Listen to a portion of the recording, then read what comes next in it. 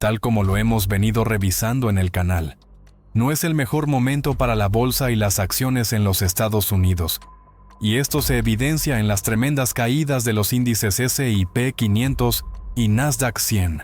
Y es que la situación, en vez de mejorar, tiende a empeorar. Al escenario ya existente de incertidumbre sobre el aumento de los aranceles a los productos de México, China y Canadá, que podrían ocasionar un aumento en la inflación, además de una reducción del consumo, que conllevaría a una recesión o a un menor crecimiento económico, y a una eventual confrontación comercial con estas naciones, se suman las recientes declaraciones del presidente Trump, quien no negó la posibilidad de una recesión. Y es que, para algunos analistas, el propio gobierno estaría contemplando soportar una corta recesión para de alguna forma limpiar al mercado y a la economía, tratando posteriormente de generar las condiciones para un crecimiento sostenido con una economía más sana. El objetivo, por un lado, sería reducir el tamaño del Estado, con una cantidad importante de despidos y la reducción de gastos, al tiempo de tratar de mejorar la situación de la balanza comercial de los Estados Unidos. A corto plazo, adicionalmente, la leve recesión permitiría apagar del todo el foco de un posible incremento en la inflación, permitiendo que la Fed reduzca las tasas con mayor decisión, al tiempo que se lograría reducir el déficit del gobierno norteamericano, el cual para muchos analistas ya se encuentra en niveles críticos. Podría ser, guardando las proporciones, una estrategia de ajuste similar a la de Milei en Argentina, en donde inicialmente, debido al ajuste, se produce una crisis inducida, para después lograr un fuerte crecimiento y una reducción del déficit y de la inflación. Por supuesto que la situación de los Estados Unidos es diferente, pues los niveles de inflación son moderados y es una de las economías con mejor rendimiento en los últimos años. Por ahora el efecto ha sido contrario, pues si bien el déficit comercial de Estados Unidos era bastante alto, la posibilidad del aumento de aranceles ha ocasionado que el mercado se anticipe al inicio de la decisión, aumentando las importaciones, con una importante salida de capitales y un aumento aún mayor del déficit, que posiblemente también ha llevado a una pérdida de valor del dólar con respecto a sus pares. Pero si bien a mediano y largo plazo la estrategia, en caso de ser exitosa, podría ser vista como positiva para el mercado, a corto plazo se observan ya las consecuencias negativas. La caída en la bolsa es importante. Por ejemplo, el índice tecnológico Nasdaq 100 ha tenido su peor caída desde septiembre de 2022. Compañías como Tesla han tenido tremendas correcciones, llegando a cotizar a precios por acción no vistos desde el año 2020. Otra compañía con una tremenda caída ha sido Palantir, para muchos una empresa sobrevalorada que ya tiene una corrección superior al 40% desde máximos recientes. Situación no muy distante es la de Nvidia, que acumula una caída del 22% en el año. Y con respecto a los máximos de $150 por acción, ya también la corrección es superior al 40%. Sin duda, el éxito de DeepSeek ha comenzado también a pasar factura con respecto a las expectativas a futuro en el sector de los semiconductores. Las llamadas 7 magníficas ya acumulan una caída de más del 20% desde máximos recientes, lo que muestra que la corrección ha sido ya bastante profunda. Y es que, para muchos analistas, la piedra angular con respecto a una recesión o una reducción en el crecimiento ya comienza a ser tomado en serio por los analistas.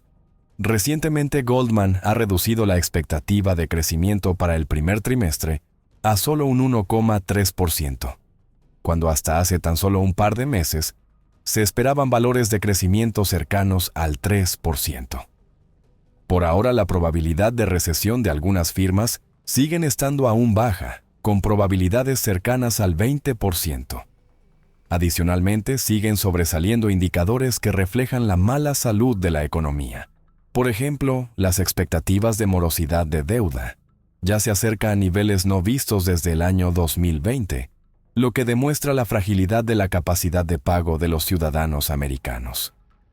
Otro indicador que refleja bastante el nerviosismo y el sentimiento bajista es el nuevo pico de las opciones, con volúmenes no vistos desde el año 2023, lo que puede verse como otro indicador de posiblemente la cercanía de la capitulación de las ventas en el mercado. Probablemente la corrección del mercado es en buena medida algo positivo, pues los ratios de los principales índices se encontraban en unos niveles demasiado altos con respecto a sus niveles promedio en los meses anteriores, llegando el Nasdaq 100 a un múltiplo PER de 26 veces y el S&P 500 a niveles por encima de las 21 veces, muy arriba de la media de los últimos 20 años. Por ahora el múltiplo del S&P 500 se ha reducido levemente pasando a 20,73 veces, aún un 15% por arriba de su promedio histórico de 18 veces, y el Nasdaq 100 se encuentra en 24,6 veces, un 7% por encima de su media de 23 veces.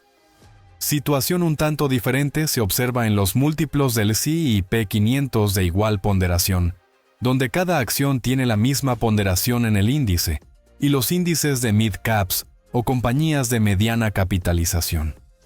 En línea con este comportamiento, el ETF de igual ponderación del S&P 500 prácticamente no cae en el año, y el índice S&P 400 de medianas compañías cae solo un 6%, un tanto menos que el S&P 500 de grandes compañías.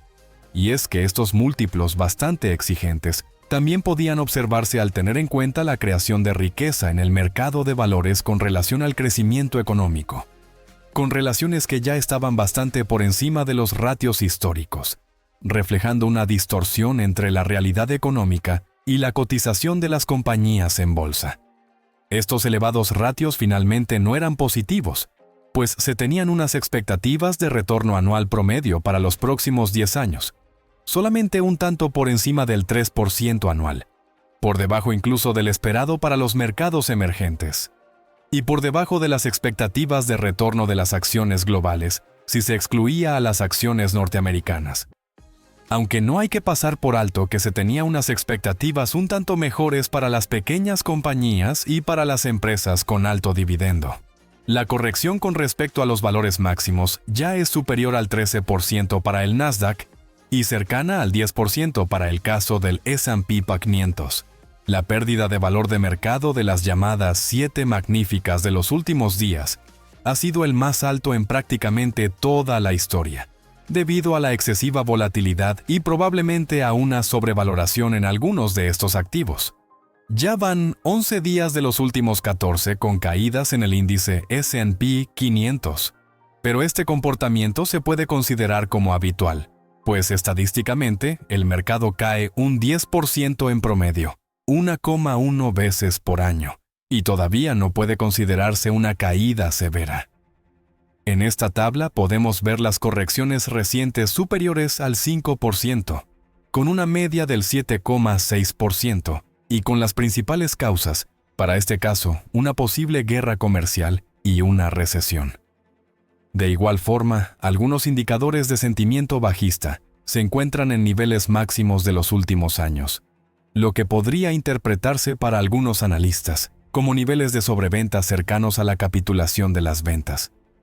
Pero por otro lado se observa como el nivel de volatilidad, medido con el indicador VIX, sigue en niveles muy altos, lo que demuestra el mercado aún se encuentra muy nervioso y nuevas caídas podrían tenerse. Por ahora las bolsas europeas han tenido sin duda un comportamiento mucho mejor en lo que va del año que el de sus pares norteamericanos, corrigiendo en buena parte el rezago de los valores que cotizan en Europa. Otra conclusión que podemos deducir de las recientes caídas es el mejor comportamiento de algunos sectores. Por ahora los que mejor soportan las correcciones son los de consumo básico, energía, real estate, utilities y salud. Por otro lado, los de peor comportamiento han sido el de tecnología y el financiero. Otra conclusión es que al igual que en la mayoría de las veces, el gran Warren Buffett ha demostrado una vez más que ha acertado. Por un lado, su gran acumulación de efectivo le permitiría, en caso de decidirlo, comprar acciones a un precio muy por debajo de sus valores máximos.